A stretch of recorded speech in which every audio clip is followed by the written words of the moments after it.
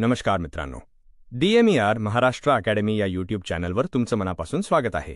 आज आपण DHS 2026 staff nurse सिलेबसचा कंप्लीट मास्टर क्लास पाहणार आहोत।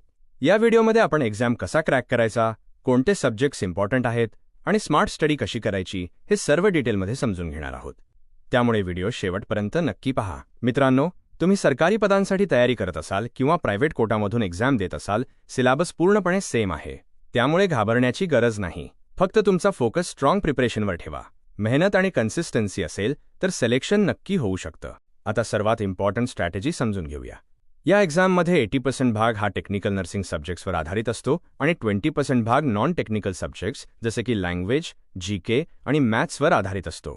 त्यामुळे नर्सिंग सब्जेक्ट्सवर जास्त फोकस करा, पण नॉन टेक्निकल सब्जेक्ट्ससुद्धा इग्नोर करू नका, कारण ते फायनल रँक डिसाईड करतात। ग्रॅमर सेक्शनमध्ये इंग्लिश आणि मराठी दोन्ही ग्रॅमर इम्पॉर्टंट आहेत। Synonyms, antonyms, sentence structure, spellings, punctuation, tenses, idioms and phrases आणि फिल इन द ब्लँक्स हे टॉपिक्स वारंवार विचारले जातात। मराठीमध्ये समानार्थी शब्द, विरुद्धार्थी शब्द, वाक्यरचना आणि म्हणी यावर जास्त भर द्या। रोज थोडी प्रॅक्टिस केली तर ग्रॅमर सेक्शन खूप स्कोरिंग ठरू शकतो। GKसाठी डेली न्यूजपेपर रीडिंग खूप महत्त्वाची आहे। विशेषतः इंडिया आणि international conflicts, geography, Indian constitution, history आणि करंट अफेअर्सवर फोकस करा। Health days, Olympics, Khelo India, RTI act आणि IT बेसिक्स यासारखे टॉपिक्ससुद्धा प्रिपेअर करा। रोज करंट अफेअर्स वाचल्यास GK सेक्शन मजबूत होतो। मॅथ्स आणि सायन्समध्ये काही बेसिक टॉपिक्स खूप इम्पॉर्टंट आहेत। अरिथमॅटिक, अल्जेब्रा, जिओमेट्री, स्टॅटिस्टिक्स आणि जनरल सायन्स म्हणजे फिजिक्स, केमिस्ट्री, बायोलॉजी आणि EVS यावर फोकस करा। या सब्जेक्ट्समध्ये प्रॅक्टिस खूप महत्त्वाची आहे। रोज सराव नसेल तर मार्क्स कमी होतात।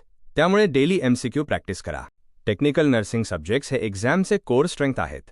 Fundamentals of nursing, drug administration, nutrition, medical surgical nursing, OBGY, child health, mental health आणि कम्युनिटी हेल्थ नर्सिंग हे सब्जेक्ट्स व्यवस्थित प्रिपेअर करा।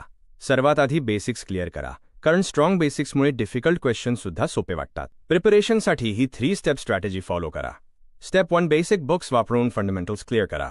स्टेप 2 कंपॅरेटिव्ह बुक्समधून MCQ प्रॅक्टिस करा। Step 3 previous year papers solve करा, जेणेकरून एक्झाम पॅटर्न आणि डिफिकल्टी लेवल समजेल। ही strategy follow केल्यास प्रिपरेशन अधिक इफेक्टिव्ह होते। DMER आणि DHS प्रिपरेशनसाठी योग्य बुक्स निवडणं खूप इम्पॉर्टंट आहे। स्टँडर्ड बुक्स वापरा आणि त्याच बुक्सची मल्टिपल रिव्हिजन करा। खूप बुक्स चेंज करू नका, कारण कन्फ्युजन वाढतो। योग्य नोट्स आणि रिव्हिजन हाच सक्सेसचा मुख्य सिक्रेट आहे। मित्रांनो, तुम्ही हे नक्की करू शकता। स्वतःवर विश्वास ठेवा आणि आजपासून अभ्यासाला सुरुवात करा।